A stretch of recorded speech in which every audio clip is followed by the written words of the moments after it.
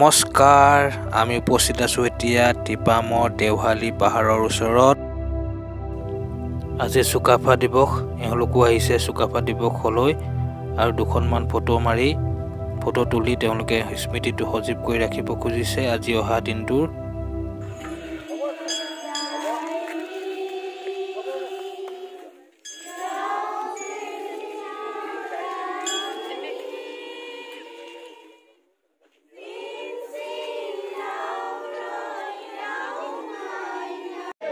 Chukafá Ontale, Banok Public Mongtai Peongle,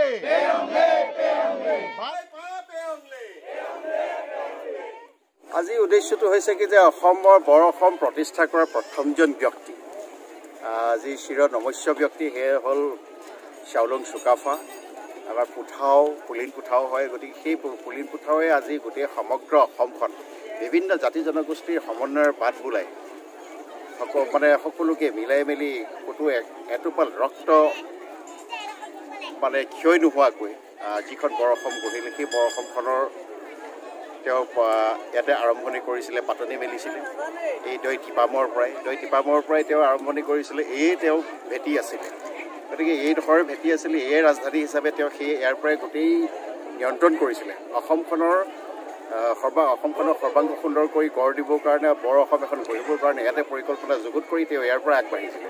আৰু সেইকাৰণে আজি এই 16 আঘোণ দিনটোত এই মংডন চুনখামত তেওঁ প্ৰৱেশ কৰিছিলে। গতিকে সেই দিনটোতে আজি আমি তেওঁলৈ স্মৰণ আৰু শ্ৰদ্ধা জনাই আজি এই অনুষ্ঠানটোলৈ আহিছোঁ আৰু এই অনুষ্ঠানটো সঁচাকৈ আহি অতিকৈ আনন্দিত হৈছোঁ আৰু খুব ভাল লাগিছে। চুকাফাৰ প্ৰথম ইয়াৰ পৰাই আৰম্ভ কৰিছিল মুণ্ডুন চুনখাম সোণালী শস্য দেশ, আৰু এয়া পাই চুকাফাই প্ৰথম ধান খেতি কঠীয়া যিটো হেঁচি প্ৰথম ইয়াৰ পৰাই আৰম্ভ কৰিছিল।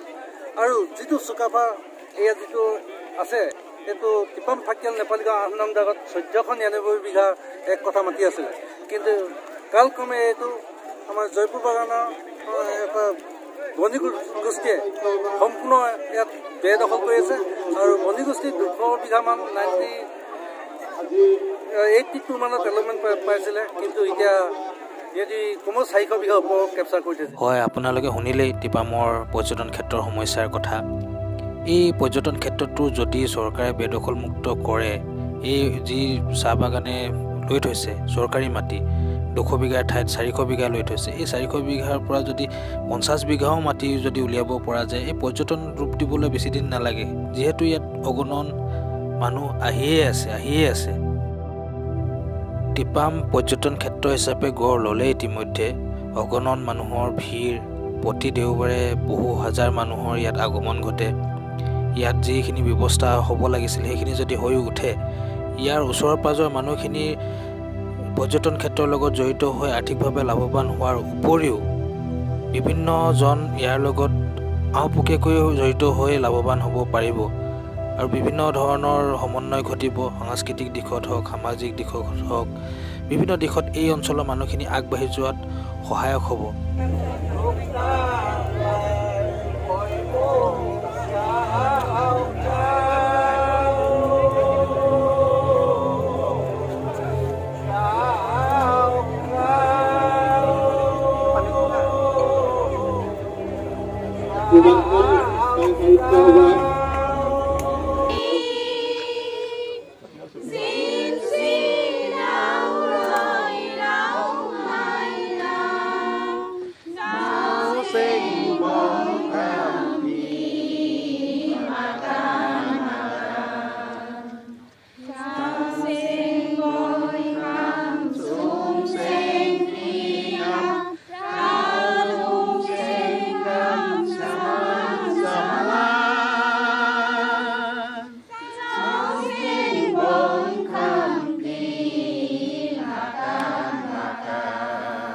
এইটো ভিডিঅ' ইমানতে সামৰণি মাৰিছোঁ। টিপামৰ আজিৰ দিনটোত আৰু কিবা কিবি ভিডিঅ' মই বহুতখিনি লোৱা আছে, সেইখিনি পৰৱৰ্তী পৰ্যায়ত অলপ আপোনালোকক দেখুৱাবলৈ চেষ্টা কৰিম।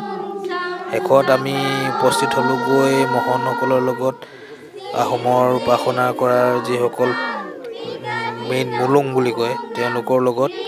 এই যিটো আমাৰ প্ৰসাদ আহিছে, প্ৰসাদো আমাক বহিবলৈ ক'লে, মই অকলে বহিছোঁ। ঠিক আছে প্ৰসাদ খাই লওঁ এতিয়া বাই বাই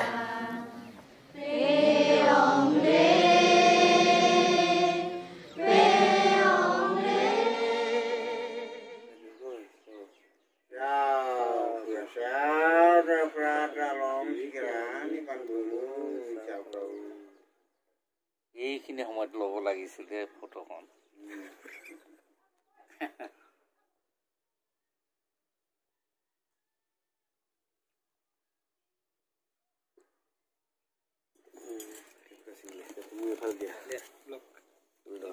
মই থৈ পেলাই কেইঘটা মাৰিব লাগিব ন